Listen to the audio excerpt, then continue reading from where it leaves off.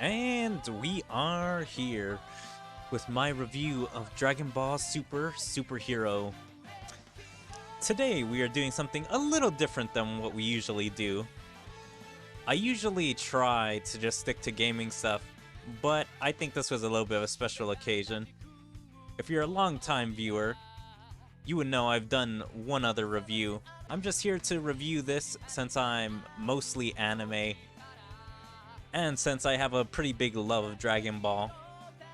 Right now, I'm doing this with no script at all. My thoughts may not be perfectly thought out, but I'll try my best. I enjoyed the movie. I thought the movie was pretty great. Not like amazing, but it was good enough for a Dragon Ball movie. I think it's probably high tier Dragon Ball movies, but I'm gonna try and remember as much as I can from it. The movie overall had some really cool stuff to it. I enjoyed the callbacks and everything in the movie, the power-ups, the battles, the visuals. In Dragon Ball, we prefer 2D over 3D, but they've been experimenting for years with the 3D, like with Battle of Gods and shots in ROF and even in Broly. So they've been kind of adjusting us for them to finally do a full-on 3D Dragon Ball. Now that I've finally gotten to see the movie and see everything for myself, I was spoiled on the movie a couple of weeks since the premiere in Japan. I thought everything from the visuals to voice acting was pretty great, although the story was kind of subpar. Like, it was very basic. The battle was also pretty great. If I had to say any negatives, it'd probably be the comedy of the movie. Now, I know Dragon Ball has this comedy.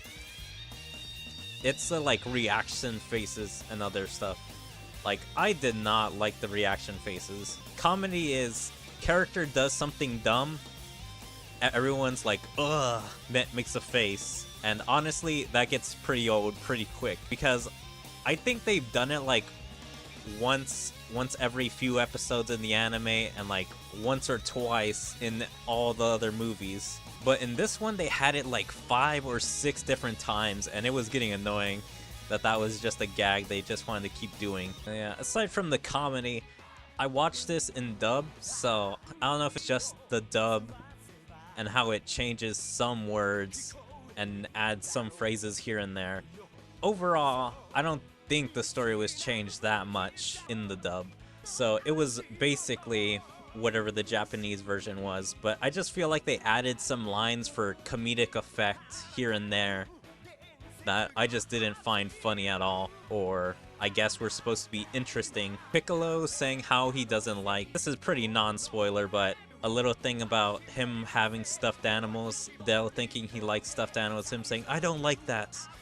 You know, I gotta check out the Japanese version and sub to see. But aside from that, those are like my 2 biggest gripes, the things I don't like. I would say overall the plot is pretty basic. It's just the Red Ribbon Army planning to take out all the Z fighters and Piccolo countering like literally every single thought they had. Now, I'm not gonna say how, but he counters them by having some of the other people come in to help. In the trailer, you can see who comes in to help. Aside from the basic plot elements, I would say overall, those are my negatives. I really like the bonding between Piccolo, Pan, and Gohan. All 3 of that made extraordinary, like, development on their side. The father and son and daughter and father, and I guess, like, daughter and uncle, niece and uncle. I don't know what you want to consider Piccolo. Overall, I think this is one of the best Dragon Ball movies structure-wise, because in recent years, I've kind of hated how most Dragon Ball movies go. How it's always inciting incident, there's some talking in between the inciting incident, and then most of the movies are battles. Like, mostly one big battle. Broly, how as soon as the backstory exposition, Frieza's spaceship stuff, as soon as he got to Earth, it was all battles from there. So like 60 to 70% of that movie was all battle. ROF, I think, was like 50% the last battle, and like 20% was the minion battle. The other 20 to 30% was just the Frieza stuff and the little things with the Z fighters.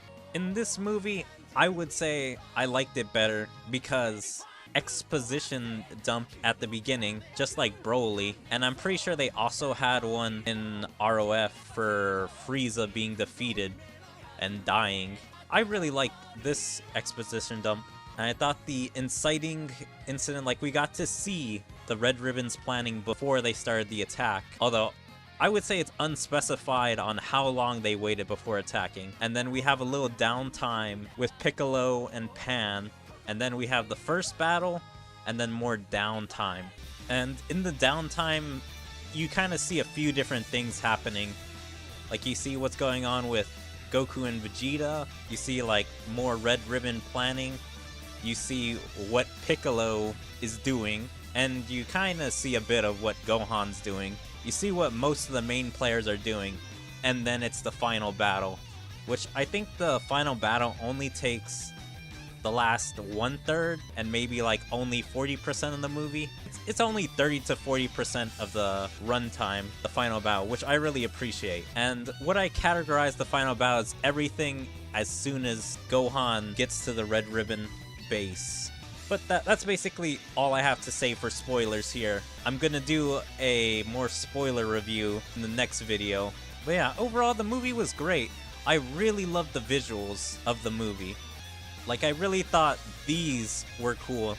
The beams, the auras, they were all super amazing to see in the big screen. The 3D models are super, like, they're alright. They're not as good as the 2D, but they're serviceable to good. I just think the aura and beams are like the most amazing thing. Like, look at that.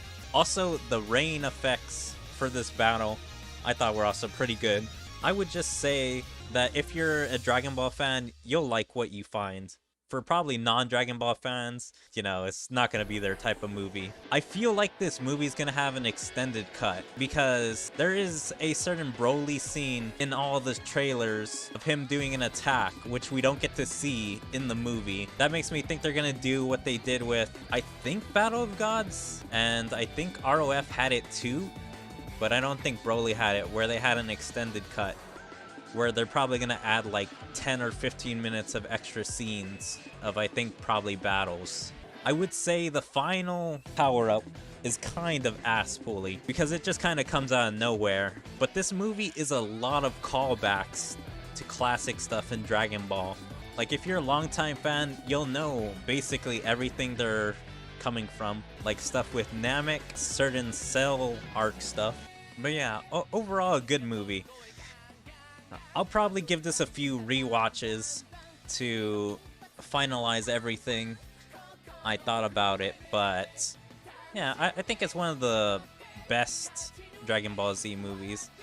I don't know if I would put it as number 1, but it's pretty up there. So I give it like a 7 to an 8. Maybe I would have to take about half a point if like I'm thinking about some of the dub stuff, because I don't know. Some of those lines were just weird. I know this was a little bit different content than what I usually do, but I'm really passionate about Dragon Ball. I wanted to review the movie since I just saw it, and since I would probably get no better chance to do it than right as the movie releases. I hope you guys enjoyed my Dragon Ball non-spoiler review. I'm gonna do a spoiler review in the next video. I will see you guys there. If you guys enjoyed my review, please follow me on all my social medias, like my Twitter, my Twitch, my YouTube, my DLive, my TikTok. Make sure to like and comment on everything, and even join my Discord. There you can stay up to date on everything I choose to do, where's my streams, videos, or anything else. But yeah, I hope to see you guys next time. Bye.